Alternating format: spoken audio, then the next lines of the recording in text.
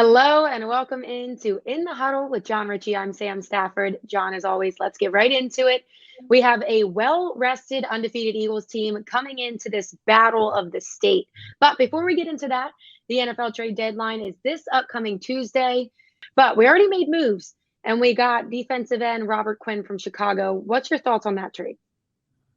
I'm thrilled. Robert Quinn is such a pro. He's been in this league for 12 years. Uh, he gets it done. This is a guy who had 18 and a half sacks last year. 18 and a half sacks. That sort of production is elite. And he was a team captain in Chicago. He's been around for a while, drafted by the Rams, and then had a year in Dallas, most recently with the Bears. This is a guy who gets after quarterbacks. He is a niche kind of guy at this stage of his career where we're going to put him out there in pass rush situations, and he will strip sack the quarterback. He will create havoc. He will get us the ball back. And now you've got Hassan Reddick either lined up as a nickel defensive end or as a base Sam outside linebacker on one side of the line of scrimmage. And you've got this, a sack monster on the other side, and Robert Quinn. I don't know what an offensive pass protection is supposed to do. I don't know how they prioritize who to slide the line to, who to devote extra, backs to chip their way out on, keep a tight end in on to help. We have such an advantage with our secondary, the way that they're able to cover. That gives the guys that we have up front extra time to get to a quarterback.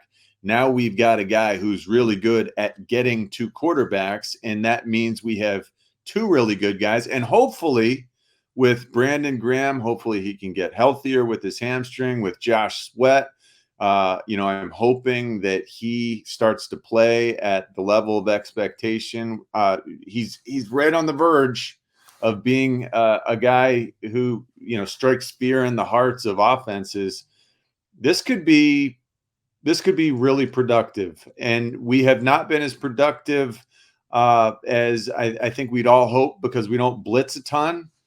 This is the type of defense when you add a guy like Robert Quinn where you don't have to blitz a ton. We know Jonathan Gannon is conservative on that front, where you man up on defense because you've got cover guys who are great at manning up, and you just send these down linemen and they get home. I'm really excited to see how this looks.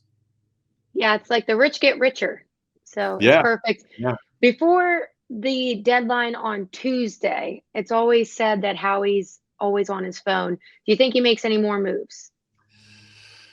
Well, we certainly have the draft capital to go out and, trade a pick or two away here or there. And, Robert Quinn cost us a 4th round pick.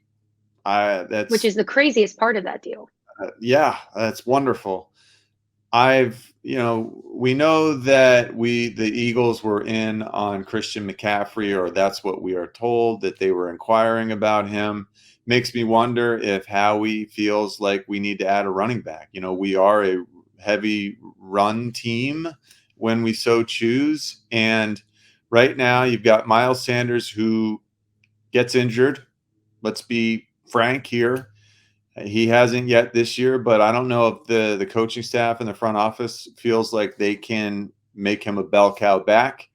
And you've got Kenny Gainwell, who had a less than stellar training camp and hasn't really been used as much as I would have expected this year. You've got Boston Scott, who's already been injured. I would like to add a back. Now, the question is, Christian McCaffrey, wow, you bring him in, I guess he becomes the starter. So that creates a problem. Now, someone like Christian McCaffrey, like an Alvin Kamara from the Saints, I think he's better than Miles Sanders. So what happens then? Does that create locker room dissension? you don't want to mess with that delicate ecosystem that is the locker room. You don't want to mess with the camaraderie and the unity of this group, of this team, because that's one of their strengths. So I think there's a limit to how good you go in terms of the running back that you bring in. A guy like David Montgomery, who I really like, running back in Chicago. Again, we know Chicago, they're unloading guys because they just gave us Robert Quinn. I like David Montgomery a lot, and he's a guy who would not be the threat to Miles Sanders' supremacy that Alvin Kamara would be. So I would really love that move. I expect that Howie to continue to look at backs. Well, if we do bring in, obviously we brought in Quinn. If we do get a back, it'd be a defensive end and a back before the trade deadline, just like 2017. It's good vibes on it. How about Yeah. that? Yeah, think about 2017. The strength of our defense was the defensive line rotation. We were stacked and we were 8 deep. And what we're doing now is we're building from the trenches out on that side of the ball. I really like it. We already have a great offensive line. Let's continue to add to the defensive line. And I really do hope that the Browns back. Kareem Hunt is a guy who's sort of, not being used the way he wants to be used in Cleveland. And I'd love him. He'd have an opportunity to come here and contribute right away. The thing I like about a guy like David Montgomery a little more than Kareem Hunt is maybe a little more pass catching is David Montgomery strength. Kareem Hunt feels more of a pounder. David Montgomery more of an all-around back, but they're both really solid. And again, they're not quite the threat like Alvin Kamara would be to Miles Sanders' spot in this 2 deep. No, it's always good to have a power back and then a little guy that can go in and out. So perfect right there. Like I said, Battle of the State, Pittsburgh in South Philly. What do you have for the game? Pittsburgh, man, they've got all sorts of problems at quarterback. No more Ben Roethlisberger, and it's a choice between Kenny Pickett, the guy they drafted in the first round this year, and Mitchell Trubisky. Neither have been great. Kenny Pickett is going to be much better than he has shown this season. He's just sort of learning on the job, and as a result, regardless of who they have at quarterback, this is a team that doesn't score much. I think they're averaging just over 14 points a game. So, we score 14 points and then some every second quarter. So I expect that Mike Tomlin and his coaching staff, they're amazing. They're masterminds defensively, and they understand that in order to try to win this game and not fall to 2-6 on the season, Pittsburgh needs to come up with huge plays defensively. And so I expect them to be very aggressive. I expect them to send all sorts of exotic looks our way. I've seen the Pittsburgh defense through the years throw these amoeba type looks when you've got guys just standing around at the line of scrimmage in nickel situations where it's almost impossible for an offensive line to know exactly who they're blocking, and that can create problems. We're going to see the exotics this week, and I haven't seen our offensive line pass protect a lot against those exotic looks. And when I have seen them try this year, they haven't always been consistent at doing it. So I think the Steelers know where their bread is buttered, and they're going to try to win this game with defense. As a result, I think it's going to be a lower scoring game.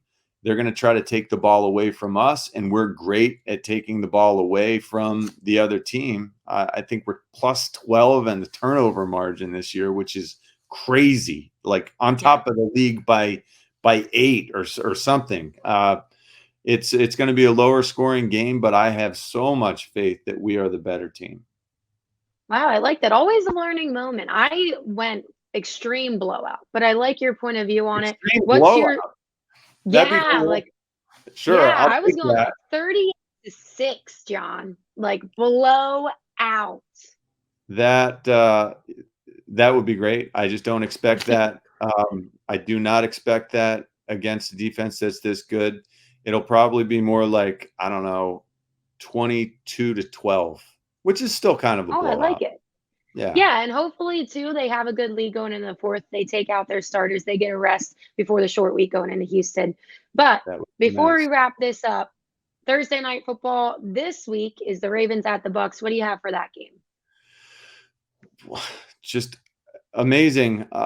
It's so unexpected that the Buccaneers would be abysmally bad at this stage. And it's also unexpected that the Ravens defense has not looked very Ravensy this season. I keep thinking that the Bucks are going to get it together. Like, how could they not? And Tom Brady is going to start looking like the GOAT again, but their offensive line is terrible. And Tom Brady is not a sprightly young buck who can move around and Yeah. buy time for himself. Their running game is bad because their offensive line is bad. Their passing game is bad because they can't protect Tom Brady. As crazy as it sounds, I think the Bucks lose another.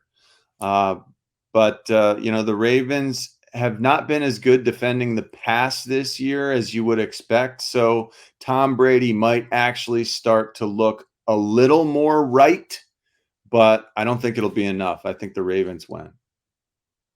Okay, that's all we have for In the Huddle ahead of week 8 of the NFL season. You can listen to John for now on WIP Middays. Congrats to you, John, moving to that morning spot at the end of the Eagles season. Thank And you. then An honor.